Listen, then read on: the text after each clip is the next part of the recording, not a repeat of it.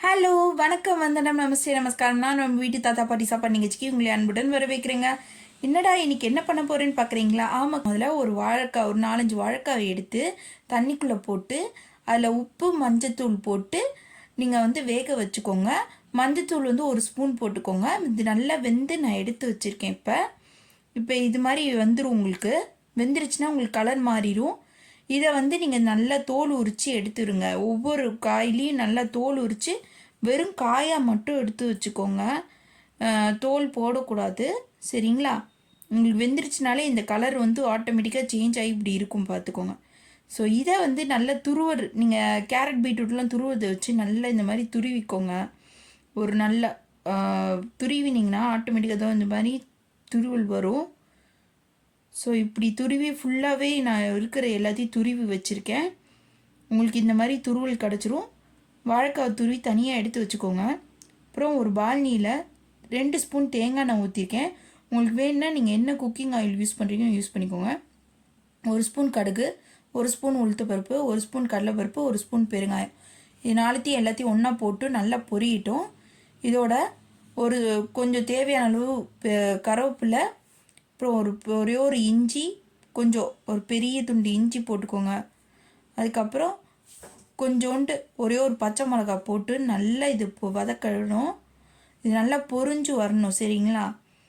நல்லா வறுபட்டால் தான் இது நல்லா டேஸ்ட்டே. இந்த இஞ்சி பச்சை மிளகால கருவேப்பிலை இந்த இதில் தான் இதோட டேஸ்ட்டே இருக்குது. ஸோ நல்லா இது வறுத்துக்கோங்க. இது எவ்வளோ நல்லா வருதோ அதுதான் வந்து உங்களுக்கான டேஸ்ட்டே. இது செவந்து வறுக்கணும், கொஞ்சம் வறுத்துக்கோங்க. இப்போ வறுபட்டுருச்சு. இப்போ நான் இன்றைக்கி ஒரு மூடி தேங்காவை நல்லா துருவி எடுத்து வச்சுருக்கேன்.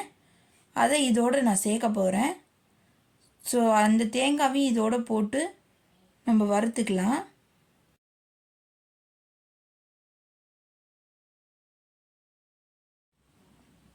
ஸோ தேங்காவையும் இதில் போட்டாச்சு. இப்போ வந்து போட்டோன்னே இதையும் நல்லா கோல்டன் ப்ரௌனில் வறுக்கணும். அதோடு சேர்த்து கொஞ்சோண்டு ஒரு ஸ்பூன் மஞ்சத்தூள் போட்டுக்கிறேன். ஏற்கனவே அங்கே போட்டிருக்கிறது நம்ம வந்து வாழைக்காய் வந்து நம்ம தண்ணியில் போட்டு அலசி எடுத்தனால உப்பு மஞ்சத்தூள் ஏற்கனவே போட்டிருந்தாலும் அதுக்கேற்ற மாதிரி பார்த்துட்டு மஞ்சத்தூளும் உப்பும் நீங்கள் சேர்த்துக்கோங்க. இல்லைன்னா கறிக்க ஆரம்பிச்சிரும்.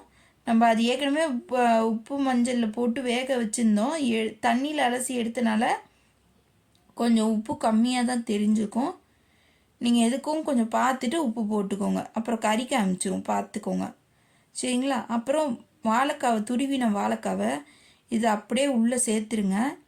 நம்ம தேங்காய் வறுபட்டோன்னே இதில் சேர்த்துட்டு இதை ஒரே ஒரு சுற்று தான், ரொம்ப சுடக்கூடாது. ஒரு சுற்று இப்படி ஒரு கலரிட்டு அடுப்பு அப்படியே அணைச்சிருங்க.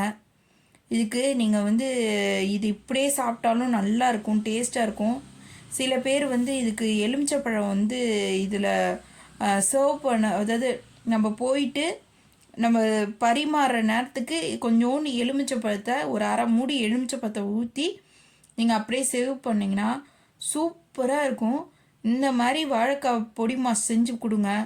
அவ்வளோதான், உங்கள் வீட்டில் இருக்கவங்க எல்லாருமே அவ்வளோதான். இதுக்கப்புறம் நீங்கள் இந்த மாதிரி பொடி மாஸ் வேணும்னு சொல்லிட்டு உங்கள் வீட்டில் இருக்கவங்க எல்லோரும் கேட்பாங்க. நீங்கள் செஞ்சு கொடுக்கறதுக்கு தயாராக இருங்க, சரிங்களா? நம்மளோட வாழைக்காய் பொடி மாஸ் தயாராகிடுச்சு. இதே மாதிரி உங்களோட நெக்ஸ்ட் வீடியோவில் சந்திக்கிறேன். பாய்.